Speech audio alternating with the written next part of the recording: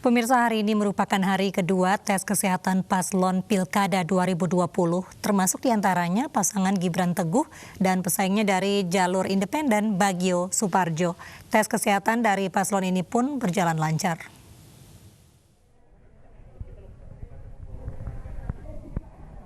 Tes pemeriksaan kesehatan hari kedua diawali dengan tes pemeriksaan darah dan dilanjutkan dengan foto toraks dan USG abdomen.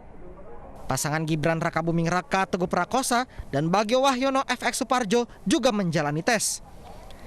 Tes kesehatan ini merupakan periode pertama yang dilaksanakan 8 hingga 9 September 2020. Sebelumnya, para bakal calon menjalani uji swab untuk memastikan para peserta tidak terpapar COVID-19. Sementara itu, jalannya tes kesehatan para paslon pilkada di RSUD Dr. Muwardi dikeluhkan oleh Badan Pengawas Pemilu. Yang jelas Bawaslu tidak boleh masuk terkendala aturan rumah sakit yang tidak membolehkan lebih dari yang telah ditentukan. Bawaslu sudah nego bahwa bahkan dari daerah-daerah lain juga kita negokan tidak bisa. Kita bisa hanya sampai ada yang bisa sampai lantai 3 itu pun tidak bisa masuk ruangan. Bawaslu berharap sebisa mungkin memastikan tahapan yang dilakukan dan tidak ada pembatasan. Dari Surakarta, Jawa Tengah, Septiantoro, iNews melaporkan. Pemerintah mengkaji sanksi diskualifikasi bagi calon kepala daerah yang melanggar protokol kesehatan dalam tahapan Pilkada Serentak 2020. Sementara itu, 59 bakal calon kepala daerah di 21 provinsi dinyatakan positif COVID-19.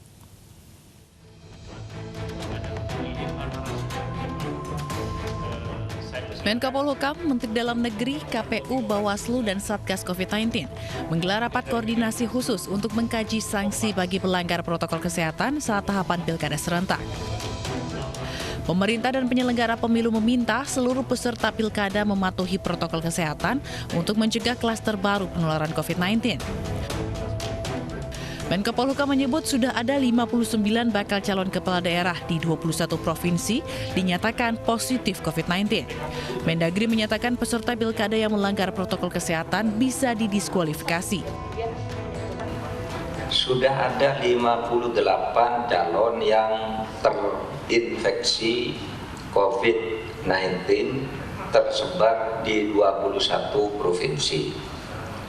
Sekarang tambah satu lagi menjadi 59, jadi bertambah-tambah terus. Oleh sebab itu jangan main-main dengan COVID. Kepada masyarakat yang mau berpartisipasi di dalam pilkada ini, apapun bentuk partisipasinya, apakah sebagai kontestan, apakah sebagai tim sukses, ataukah sebagai pemilih, sebagai masyarakat biasa, supaya memperhatikan ini agar tidak membahayakan diri sendiri dan orang lain, tidak saling membahayakan.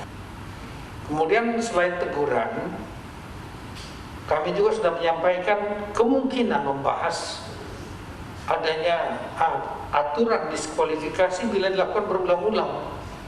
Itu bisa saja terjadi, misalnya membuat peraturan KPU atau peraturan yang lain yang bila diperlukan sangat urgent, kenapa tidak? Di tengah penerapan protokol kesehatan, para paslon yang mengikuti pilkada justru mengabaikannya saat mendaftar ke KPU minggu lalu. Mereka mendaftar ke KPU di antar kerumunan pendukungnya.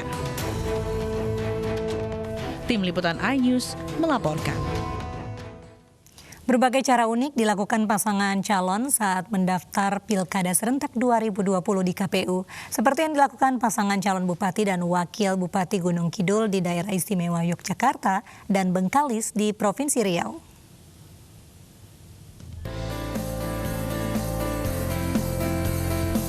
Sunaryanto menjadi satu-satunya bakal calon bupati di Indonesia yang memiliki cara sehat untuk mendaftar di KPU. Bertarung dalam kontestasi pemilihan Bupati dan Wakil Bupati Gunung Kidul, Sunaryanto yang didukung Partai Perindo ini berlari 7,5 km dari rumahnya menuju kantor KPUD setempat.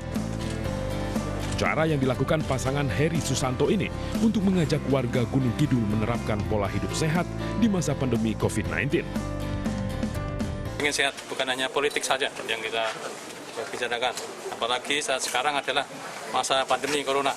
Tentu kita juga badan kita harus sehat. Ya kalau filosofi yang jangan hanya diem di tempat. Mungkin kalau lari itu kan lebih cepat daripada kita diem di tempat. Sementara itu di Kabupaten Bengkalis, Provinsi Riau, bakal calon bupati dan wakil bupati dukungan Perindo Indra Gunawan Eet dan Samsu Dali Munte mendaftarkan diri ke KPUD. Pasangan ini sebelumnya mendeklarasikan diri di depan para pendukungnya. Perindo berharap program-program Perindo melalui partai Perindo sendiri bisa bersinergi dengan pasangan ini ke depan. Dan kita doakan ke depan proses yang kita jalani ke depan ini bisa berlanjut. Jelang putaran pilkada yang akan dihelat 9 Desember 2020, Partai Perindo akan melakukan konsolidasi di seluruh daerah untuk menyusun langkah dan strategi pemenangan calon yang didukung. Tim Liputan iNews melaporkan. Pengembangan vaksin merah putih untuk COVID-19 mencapai 50%. Selengkapnya kami hadirkan di iNews Malam usai jeda berikut.